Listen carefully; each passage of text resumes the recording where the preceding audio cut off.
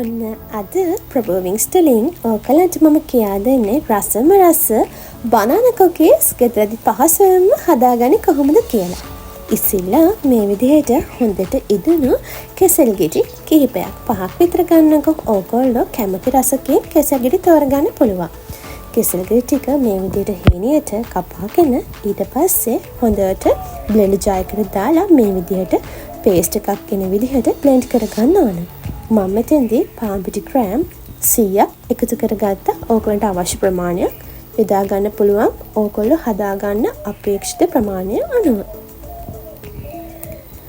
ඊට පස්සේ මම පාන් පිටි ග්‍රෑම් 100ට බේකින් පවුඩර් තේ හැන්දක් එකතු කරගත්තා. සීනි ග්‍රෑම් 50ක් එකතු කරගත්තා. ඒ වගේම ෆ්‍රෙෂ් මිල්ක් මිලිලීටර් 50ක් එකතු කරගත්තා. එකතු කරගෙන හොඳට අපේ බනාන කුකීස් මික්ස්චර් එක මේ විදිහට දිගටම මික්ස් කරගන්න ඕනේ.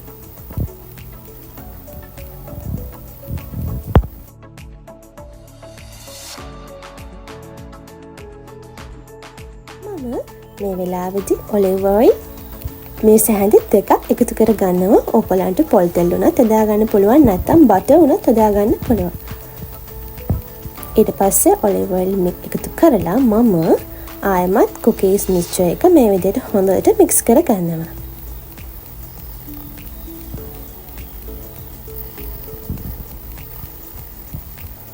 දිගටම මික්ස් කරගන්න. ඊට පස්සේ මම කලින් හදාගෙන තියාගත්ත ෆ්‍රෙෂ් මිල්ක් වලින් චුට්ටක් ආයෙ ඇඩ් කළා.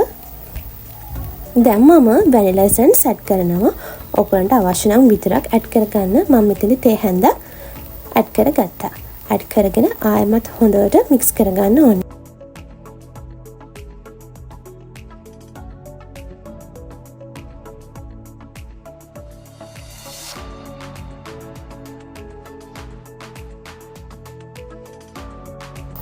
ඔන්න මේ වෙලාවේදී මම පොඩියට කපාගත්ත චොක්ලට් චිප්ස් ටික එකතු කරගන්නවා.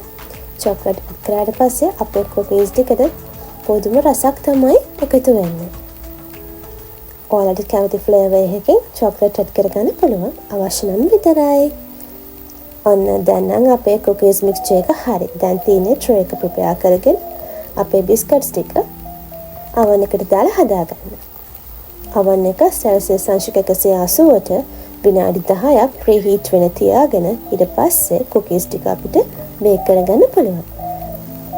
ඊට පස්සේ කුකීස් ටික පොඩක් නිවෙන්න ඇරලා අපිට කැමති ග්ලාස් බොටල් එකකට ස්ටෝර් කරලා තියාගන්න පුළුවන්. පවුල හැමෝමත් එක්ක ටී ටයිම් එකට රස විඳින්න පුළුවන් රසම රස කුකීස් තමයි බනාන කුකීස් කියලා කියන්නේ. එහෙනම් ප්‍රබෝවිංස් තුලින් ආයෙමත් මේ වගේ ලස්සන වීඩියෝ එකකින් හමු වෙමු. මතක ඇතුව ඉෂ්ණි හෙට්ටිආරච්චි ප්‍රබෝවිංස් YouTube channel එක subscribe කරන්න අමතක කරන්න එපා. එහෙනම් හැමෝම සතුටින් පරිස්සමින් ඉන්න.